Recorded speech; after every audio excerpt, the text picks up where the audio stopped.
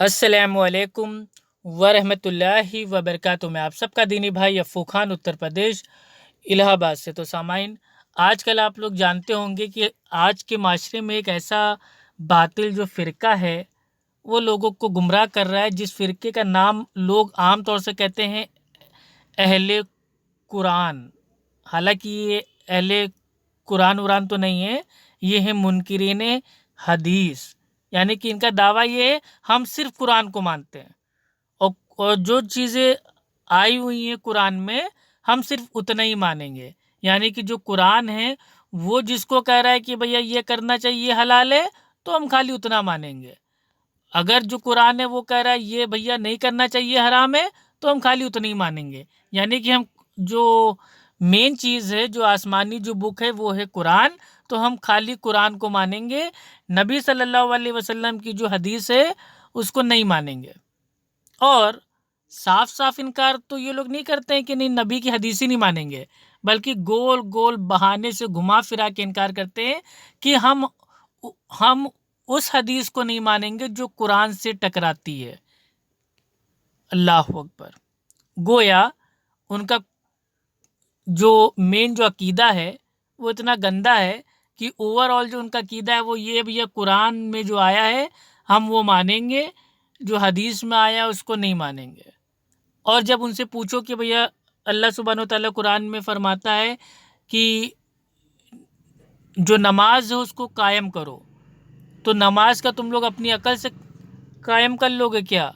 نماز اللہ کے نبی صلی اللہ علیہ وسلم نے صحابہ کے ساتھ کیسے قائم کی تھی یہ تو بھیا حدیث میں آیا ہے نا، تو حدیث پہ تو آپ کو جانا پڑے گا نا۔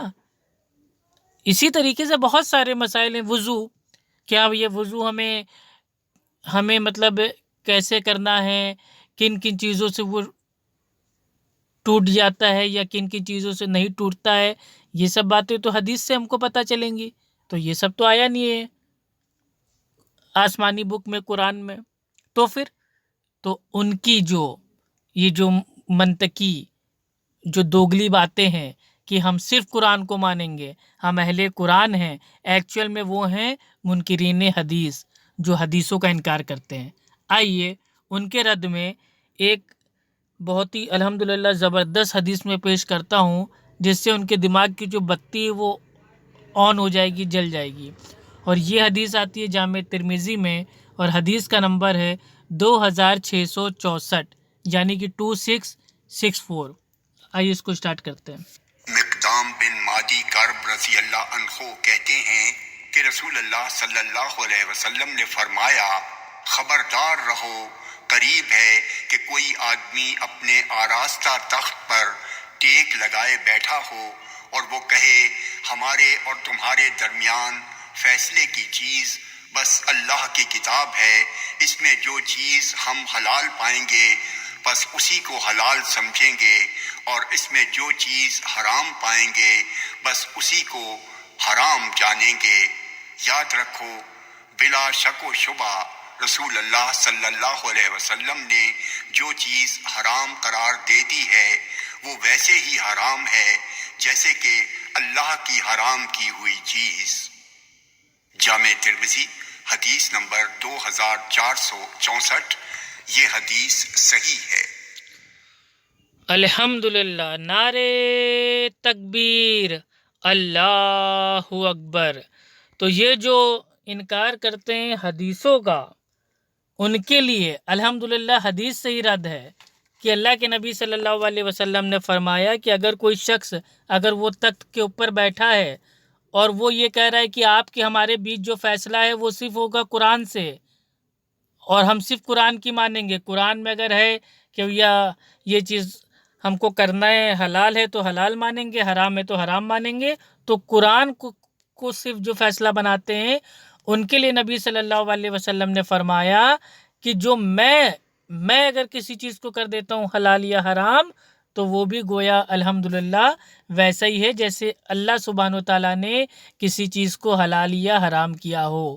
یعنی کہ قرآن حدیث دونوں کو ساتھ میں لے کے، دونوں کی اسٹڈی کر کے جو علماء نے ہم کو بتایا ہے کہ ہاں یہ چیز کرنا چاہیے، یہ چیز کرنا نہیں چاہیے، یہ چیز جائز ہے، یہ چیز بھائی یہ ناجائز ہے، یہ حلال ہے، یہ چیز آپ کے لیے یہ حرام ہے، ایسا کب کرنا ہے کب نہیں کرنا ہے.